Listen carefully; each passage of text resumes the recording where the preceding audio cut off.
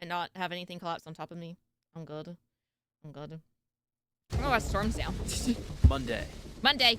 August 10th, 2020. Morris, Illinois. Meteorologist Andrew Pritchard is bracing for a storm that spans his entire horizon. Bearing down on him is a 100-mile-long mesoscale That's a wall convective storm. system, or MCS, follow. that had just laid waste to eastern Iowa. Illinois Storm or is now in tornado? its path. Forecasts the day prior didn't even signal for this type of storm, Ooh. never mind a record-breaking one. As the preceding shelf cloud blots out the sun overhead, the intensity begins to ramp up as wind and rain begin to assault Kristen. his vehicle. Winds are Yo, I've been in front of like a shelf before, and it's the coolest looking thing, I swear. It's really, really cool. Like this. It's kind of not clear or anything, but it's cool because this is kind of clear over here, and then it's just wall of clouds and just darkness. It's the weirdest thing you can ever actually see. blots out the sun overhead. The intensity begins to ramp up as wind and rain begin to assault his vehicle. Oh gosh. Winds are now measured at over 80 miles per hour in nearby Plainfield. Once like the worst straight line had passed, winds? he ventured into town, where he found trees and power lines in the streets.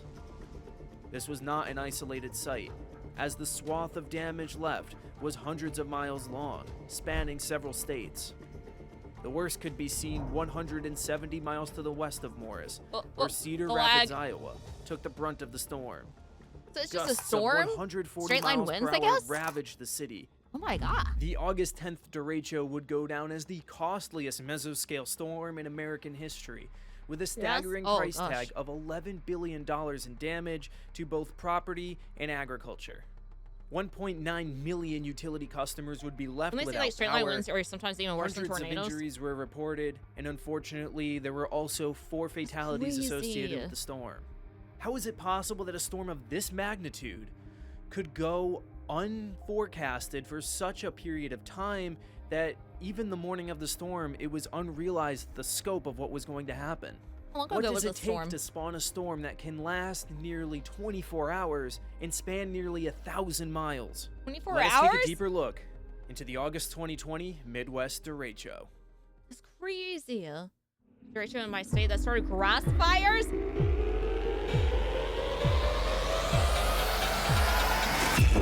Oh, that was so loud. Sometimes you can't predict the well at all. Like even like Before with snow we get stuff. into the specifics of the August 10th, 2020 event, let us go into what makes a storm a derecho. Derechos are a special subset of straight-line windstorms I've never heard it called a derecho, so I'm learning something. That's that kind of cool. have to meet a number of Derecho? criteria. They have to have caused a widespread wind damage swath that spans greater than 250 miles long and is at least 60 miles wide. There has to be continuous sustained winds of at least 58 miles per hour throughout its lifespan, Oh gosh. and contain gusts of over 75 miles per hour. 75? A storm becomes a derecho once it is classified by the National Weather Service after the storm reports come in. Of all of the derechos that have occurred over the years, they usually fall into one of two categories: serial or progressive. Serial derechos are associated with a strong surface low and typically occur in the spring and fall. They are comprised of one or several bow echoes and propagate northeast with the motion of the surface low. Progressive derechos are associated with a large ridge in the jet stream, usually northwest or westerly flow events. They typically occur in the summer months and can be notoriously tricky to forecast for. The August 10th event was a progressive derecho.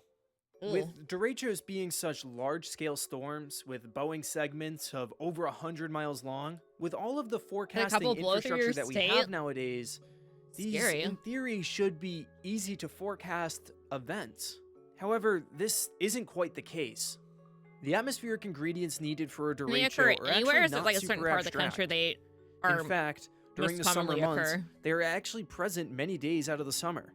105 An miles an environment hour? with moderate unidirectional wind shear, modest to strong instability, and potent moisture content is the type of environment that supports derechos. But there isn't a derecho every day of the summer because they lack a critical trigger mechanism, and oftentimes, these trigger mechanisms can be extremely subtle that a computer Goals. model or even a forecaster may not pick up on. The first day 1 outlook for August 10th from the Storm Prediction Center saw a slight risk, or level 2 out of 5, for severe weather over an area that wasn't even aligned with the eventual impact region. In the overnight hours of the 9th Anywhere and into but the most 10th, common are the an plains and Great elevated Lakes. storm complex Oh, from South Dakota was moving eastward behind a cold front. this makes Typically, me miss summer. This overnight storm would replace the charged environment with a stable and cooled air mass. Short-range models projected Kinda that like this would be heat. the case. It makes storms stronger and stuff. However, this storm persisted eastward. Forecasters at the SPC had to rely on experience for the 8 a.m. outlook. Models struggled with the evolution of this setup, which was a common theme in 2020. The lack of commercial aviation that year meant that there was a lack of inputs of atmospheric data for these models to work off of. This 8 a.m. outlook was The caffeine drastically wore off. different Oh. from the 1 a.m. release, denoting a much larger slight risk area Ugh. and adding an enhanced contour over the eventual region of the propagating storm. As the MCS pushed further east, its cool gust front forced the warm, moist air up and into the updraft. The storm began to bow outward as converging air masses ramp up a rear inflow jet, surging the storm forward. Mountains are stop or reduce tornadoes. Yeah, because I thought they might have, like, you know, reduced the risk of tornadoes, or like tornadoes passing through mountains and hills and everything, until there's a tornado that was close to where I was working, not even a mile down the road. Luckily I was not at that building at that time, but I'm at it now. There's a tornado that went across the way, and it went up a hill. Yeah, just went up there. Like, I didn't know they could actually do that until then. They can block some As air long masses. as there was a primed environment True. to feed off of ahead of the bow echo, the derecho would maintain a steady state, surging on for hundreds of That was a miles. big hill too.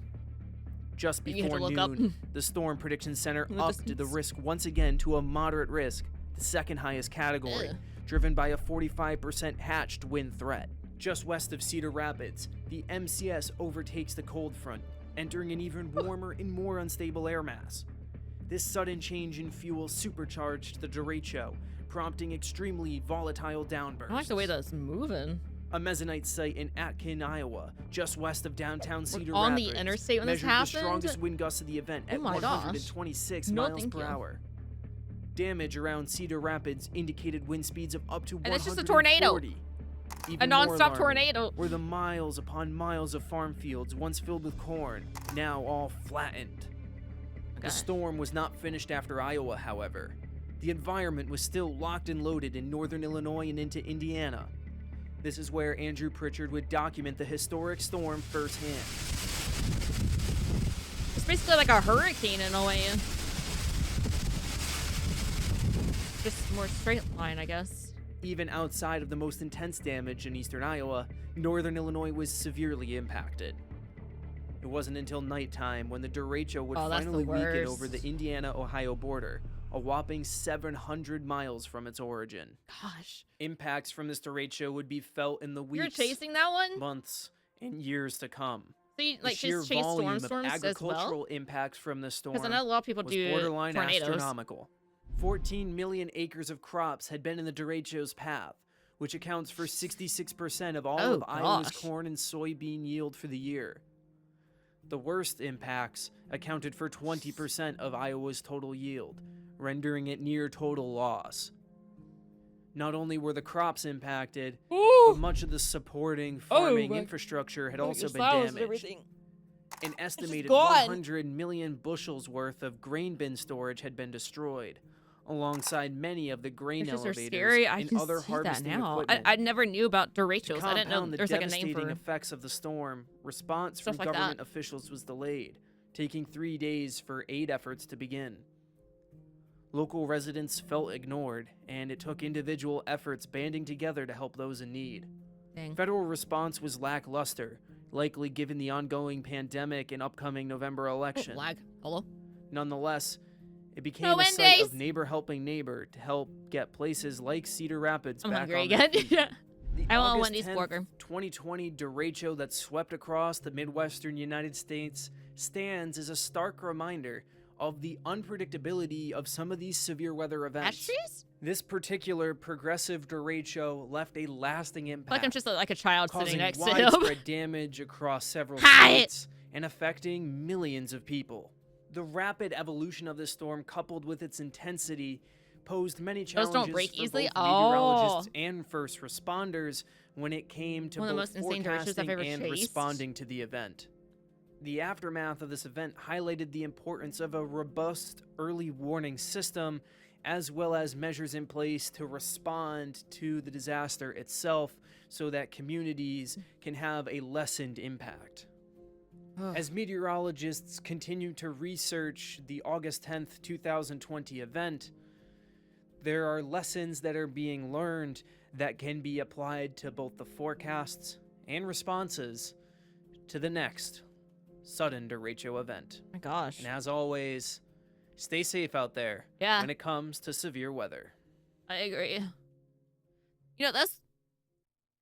It's just, even if you know about the derecho coming and everything,